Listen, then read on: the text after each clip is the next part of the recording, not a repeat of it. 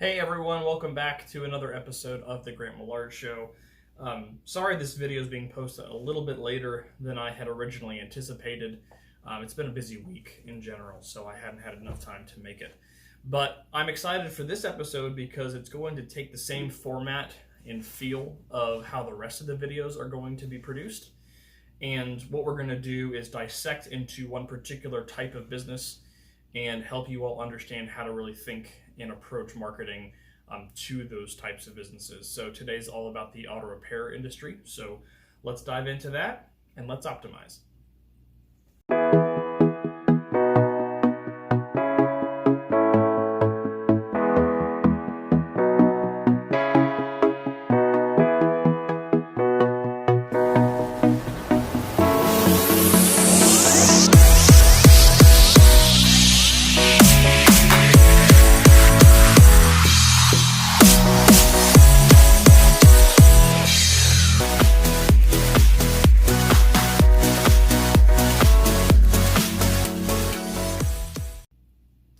Okay, let's dive in a little bit. So how I'm going to explain the way you should approach marketing for an auto repair shop is a couple different things. The first thing I'm going to do is talk about the industry in and of itself and how you should really think about marketing in general. So the overall mindset you should have based on my understanding of the auto repair business. Then I'm going to explain how we have found customers behave when it comes to finding and choosing auto repair businesses. And then I'm going to share with you some strategic steps that you can take to put your business, or if you are a marketing person, put the business you're helping in a better position to be more effective at marketing themselves. So let's start with the first one. So first of all, any marketing plan that you put in place should have the goal to either maintain business or to grow business. And whether you will like it or not, almost everything you do when it comes to presenting yourself is marketing. Whether that's your sign, whether that's the cleanliness of your waiting room where people are waiting to get their cars done, whether that's the cleanliness, believe it or not, even of your tools, customer service. Technically, all of that is marketing. That is all things that you specifically do to gather more of the market. And so there's a big conversation when it comes to marketing. Even the layout of your storefront or your waiting room in front of your garage is marketing in and of itself. So the way you should approach making decisions about how you're presented in any way should be, okay, how do I grow my business? How do I sustain my business with the customer in mind? So the way a garage grows is someone comes to you with a problem or something simple like a break or an oil change, and then based on their experience and the way you treat them and their overall feel for you, they eventually decide to stay, and then they say, you know what, Kevin is my guy, or Bob's my guy, or whoever, or girl for that matter. And you get those loyal customers, and that becomes over time your base of customers. They're going to bring multiple cars to you.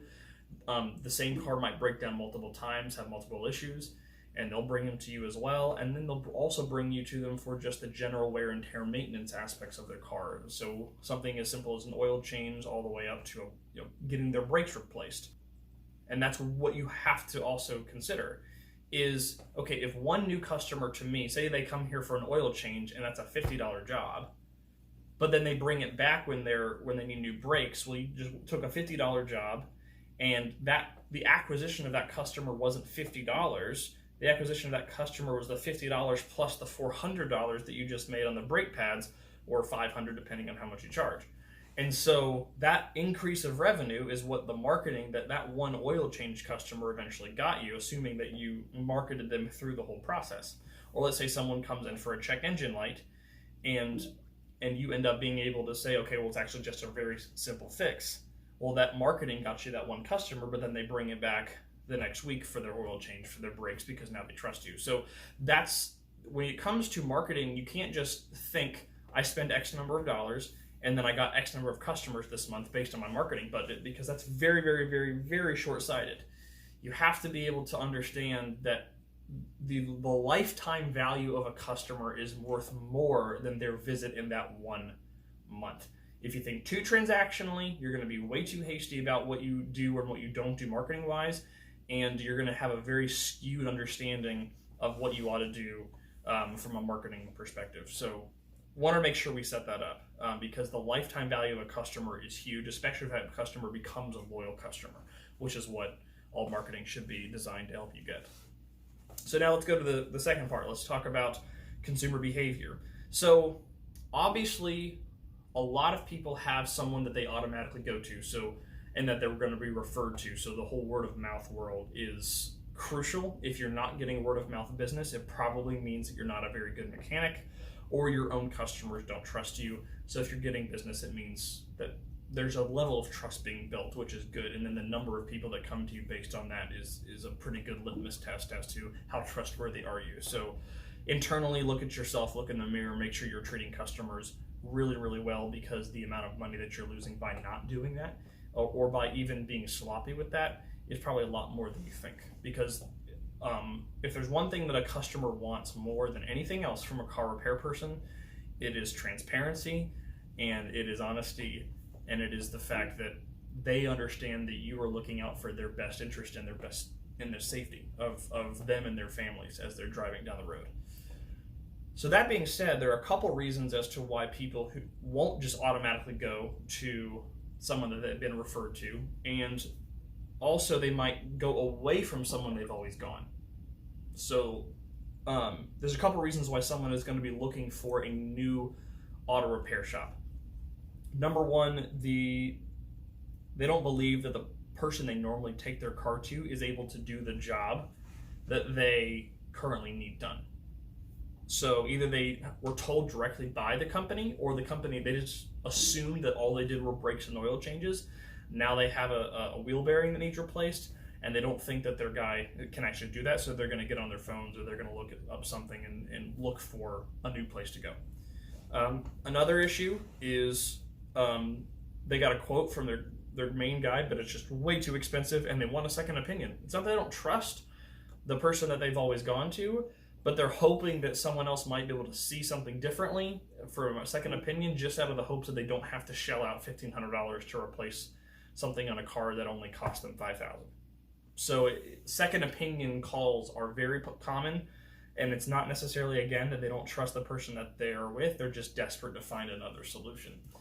Then you have people who, honestly, the trust was violated. A job was done, and it turns out it was done the wrong way. They find out later on, or they had something fixed. They spent a lot of money to do it, and then come to find out, they ended up driving down the road, and the exact same problem festered up in the next couple of weeks. And so they're like, all right, I'm going to go find somebody else, because obviously he didn't know how to fix the problem. So that happens quite a bit. And then you have people who just never needed an auto shop before. They just took their car to Valvoline Instant Oil Change or a Jiffy Lube or something like that. And now they need their brakes fixed, or now they need something more serious is going wrong with their car, so they want to have it looked at, and this is the first time they've needed it since they've lived in that particular area. So those are probably the most common circumstances people are looking for a new auto repair shop, which is quite a lot of people. There's a lot of potential out there for businesses to grow that solid base. And the thing about auto repair stores or auto repair shops is that people need them really quickly. You typically, when you know you need to take your car to a mechanic, you've either known about this and you need it now because you just put it off, or you hear something and you need it checked out and you don't want to put it off because it could mean life or death in some cases, or it could mean stranded on the side of the road, or it means I can't get to work and it's going to disrupt my entire life. So people need to be able to obtain what their options are and who are the best options in the quickest way they possibly can. And as a byproduct, the number one way people are doing this these days are on their smartphones. And if you live in a high populated area, that's even doubly more so the case, because 9 times out of 10, they're either not from there, or they're not able to just call someone and ask them, hey, where would you go? I mean, some people are actually doing Google searches on their phones in the past, while they're waiting for the tow truck to get there, and if you honestly believe that they're going to try to call friends to ask them for recommendations, in that particular case, not happening. They're getting on their phones and they're finding out who they trust the most. Okay, so when you get on your phone, there's a lot of things you can understand about a car repair shop. You can understand what their current reputation is because of their Google reviews. You can understand what services that they have if they've promoted them. You can look at their website. You can even find out some of their basic rates if they offer that information.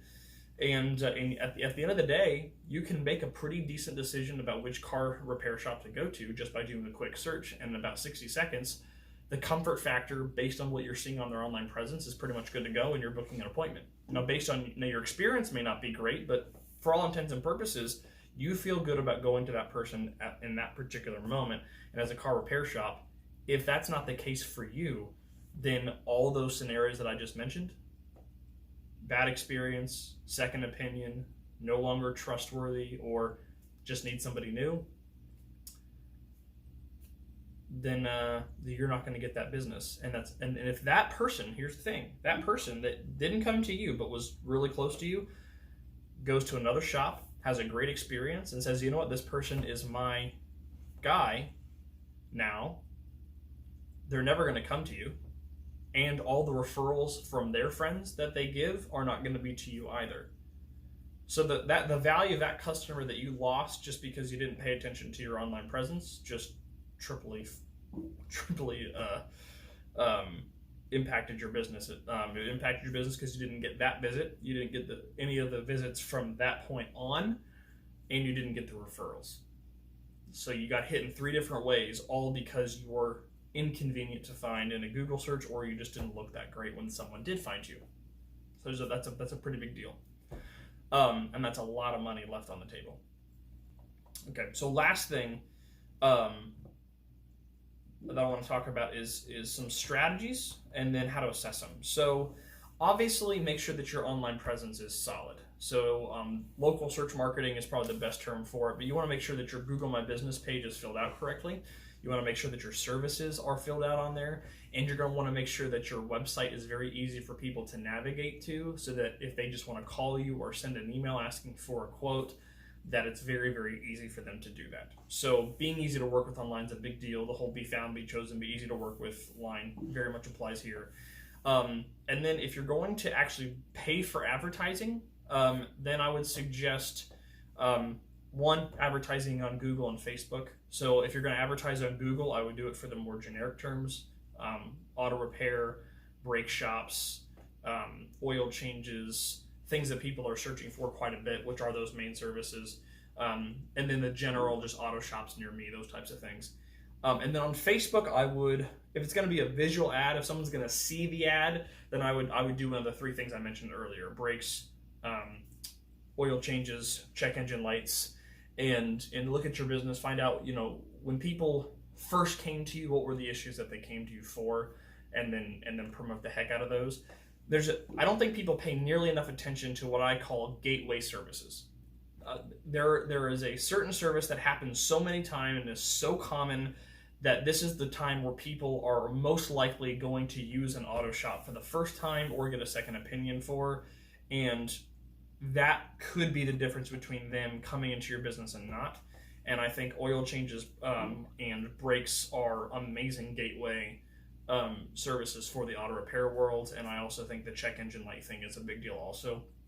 So if you'd either do free or discounted or whatever for a first-time customer, if you're going to do an ad that's visual, so a Facebook lead generation ad, a Google display ad, a retargeting ad, online, those are latter 2 both obviously online, and then or a flyer or anything that people are going to see, that you're going to promote something, I would promote those things.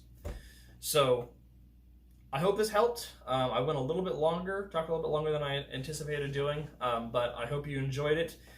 If you want me to look specifically at your business, always feel free to reach out to me. My contact information is right there, or message me here on LinkedIn or Facebook, or comment on YouTube or wherever you're watching this video. But I appreciate you all. Stay tuned next week for the next video. I'll post it a little bit earlier, I promise. Have fun and always optimize. Take care.